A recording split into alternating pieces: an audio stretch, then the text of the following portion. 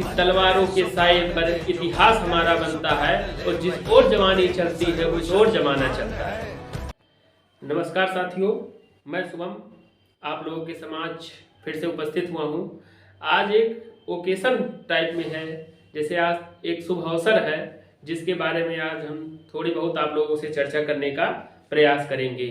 एक व्यक्तित्व के बारे में, एक महान व्यक्ति के व्यक्तित्व की यहाँ पर हम चर्चा करेंगे और उसके बारे में आप लोगों को हम बताएंगे कि वह किस प्रकार थे, कैसे अपने जीवन की शुरुआत की। स्वामी विवेकानंद एक नाम जिसे आप लोग भली भांति परिचित हैं और उनके बारे में अनेक महत्वपूर्ण चीजें आप लोगों को पता है। जैसा कि आप लोग जानते हैं स्वामी विवेकानंद, तो उन्होंने ऐसा क्या स्पीच दिया था अमेरिका में जिससे अमेरिका के लोगों को लगा कि यहाँ पर भी, भारत में भी अनेक महान व्यक्तित्व के लोग उपस्थित हैं। आइए हम इन सब के बारे में पूरा डिटेल में जानते हैं कि कैसे इनके जीवन की शुरुआत हुई और कैसे इन्होंने अपने व्यक्तित्व से लोगों की आंखें खोल के रख दी। स्वामी विवेकानंद, इनके जन्म से शुरू करते हैं। इनका जन्म जो है वो हुआ 12 जनवरी 1863 को हुआ था। इनके जन्म के समय इनके बचपन का नाम नरेंद्र नाथ दत्त था। ये एक अमीर परिवार में जन्मे थे और अमीर परिवार में जन्मे थे उसके बाद इन्होंने अनेक तरह की उपलब्धियां हासिल की और अमेरिका में स्पीच के कारण अमेरिकन अखबारों ने भी इनकी प्रशंसा की थी और पार्लियामेंट ऑफ रिलीजियंस नाम की एक पत्रिका प्रकाशित हुई जिसमें सबसे ज्यादा महान व्यक्ति शामिल हुए और उनको भी पता चल गया कि ऐसे विद्वान देश भारत देश में उपस्थित हैं। तो क्या कहा था स्वामी विवेकानंद ने कि वो लोग इतना महान इन्हें मानते हैं और क्या उनकी विचारधारा थी, आइडियोलॉजी उनकी क्या थी। आइए जानते हैं हम सारी बातें इस वीडियो में। तो स्वामी विवेकानंद जी का जन्म जैसा कि हम बता चुके हैं, इनका शुरू करते हैं कि जैसे इनका जन्म 12 जनवरी 1863 को जन्म हुआ था एक धनी परिवार में। पहले इनका नाम नरेंद्र नाथ दत्त था और प्यार से इन्हें नरेंद्र के नाम से बुलाया जाता था। इनके दादाजी थे दुर्गाचरण दत्त, वह संस्कृत और हिंदी भाषा के स्कॉलर थे और लॉ में इन्होंने पढ़ाई किया था और ये 25 साल की उम्र में मॉन्क बन गए थे। 25 साल की उम्र में घर छोड़ दिया था और इनके लिए एक 25 साल की उम्र में मॉन्क बनना कोई नई बात नहीं थी। और इनके पिता विश्वनाथ दत्त कनाडा के हाई कोर्ट में एक महान वकील थे और ये एक संस्कृत और हिंदी भाषाओं के परिचित थे और ये इन्होंने उर्दू भी भाषा भली भांति पढ़ी हुई थी। इन्होंने संस्कृत में हिंदू शास्त्र पढ़े थे, इंग्लिश में बाइबिल पढ़ी थी और अनेक तरह के स्रोत इन्होंने पढ़े थे, अनेक पुस्तकें इन्होंने पढ़े थे और ये एक लेखक भी थे जो कविता लिखते थे। नरेंद्र और बाकी सब फैमिली मेंबर्स को ये पोएम सुनाते थे और इसी के कारण नरेंद्र बचपन से ही एक लिबरल बालक बनते चले गए। बाद में इनके जो भाई थे इंद्रनाथ दत्त, उन्होंने इसके बारे में भी कहा था कि बहुत से लोग हमारे पिता विश्वनाथ दत्त को क्रिटिसाइज करते हैं कि ये लोग अनेक तरह के धर्म को मानते हैं। तो अगर उन्होंने कहा विश्वनाथ दत्त कि धर्म के मामले में या जाति विशेष के मामले में अगर तुलना करना, सभी का सम्मान करना यदि पाप है तो हाँ, विश्वनाथ दत्त इनके पिता ने पाप जरूर किया है। इनके पिताजी विश्वनाथ दत्त बहुत चैरिटेबल व्यक्ति थे। वह अपना अधिक से अधिक पैसा गरीबों में दान करते थे और बाद में किसी ने स्वामी विवेकानंद जी से पूछा तो उन्होंने स्वामी विवेकानंद जी ने बहुत अच्छा उत्तर दिया कि किसी गरीब को कुछ दे देने से कि इस बात पर तुम क्यों सर खपाते हो कि भिखारी ने तुम्हारे दिए हुए पैसे से क्या किया।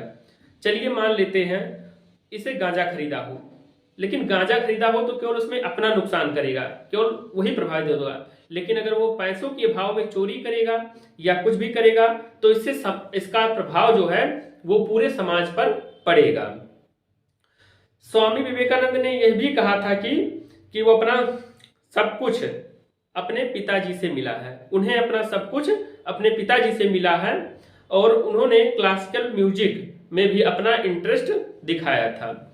और उनकी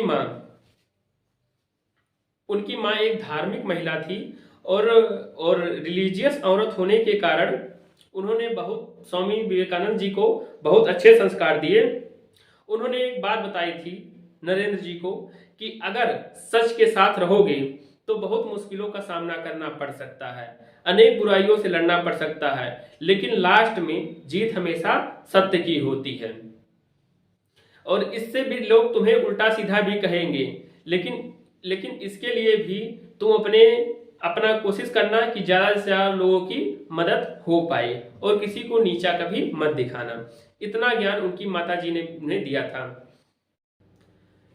इन्होंने अमेरिका के शिकागो में एक स्पीच दिया था। पहले अमेरिका वासियों ने सोचा कि ये एक मतलब वहाँ भारत से आए हुए हैं, इन्हें ज़्यादा जानकारी नहीं होगी, इसीलिए इन्हें सबसे लास्ट में मौका मिला शिकागो में बोलने के लिए।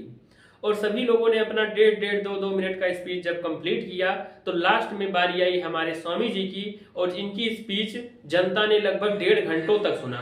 और 1.5 घंटों तक सुनने के बाद इनकी स्पीच लोगों ने उसका बहुत ज्यादा प्रोत्साहन किया और इस भांति स्वामी जी हमारे की प्रतिभा और ज्यादा निखरी और अमेरिका में भी इन्हें अनेक प्रकार की प्रसिद्धियां प्राप्त हुई।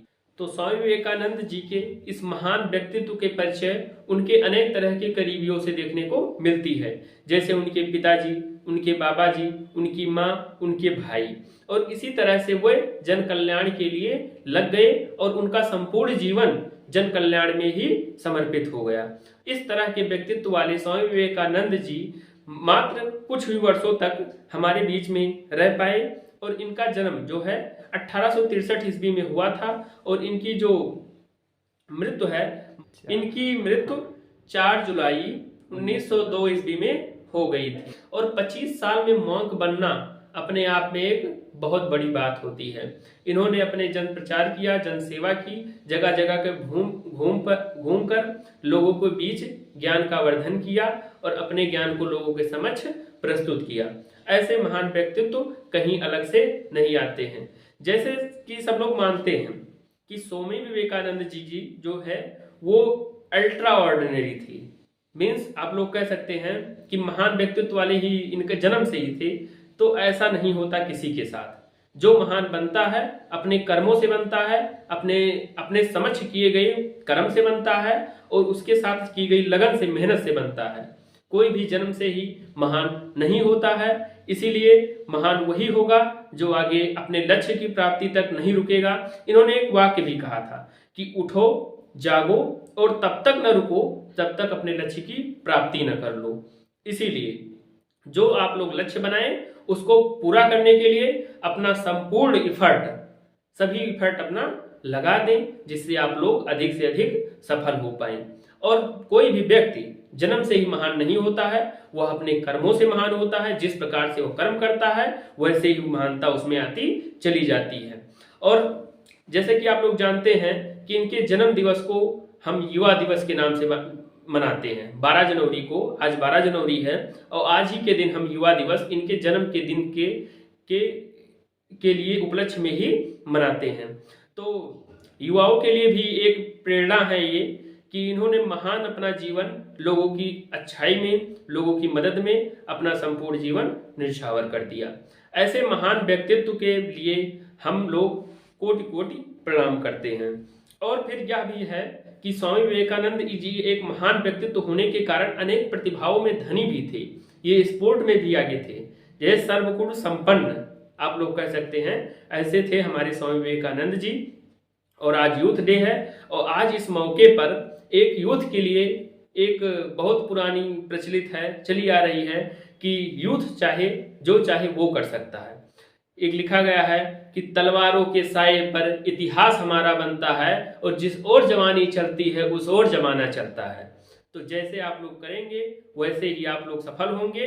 और एक बार और ध्यान दीजिए कि कोई भी जन्म से महान नहीं होता, सब अपने कर्मों से महान होते हैं, अपने व्यक्तित्व से महान होते हैं। इसीलिए अच्छे कर्म करते रहिए, लोगों की मदद करते रहिए, इसी में आपका व्यक्तित्व निखरेगा।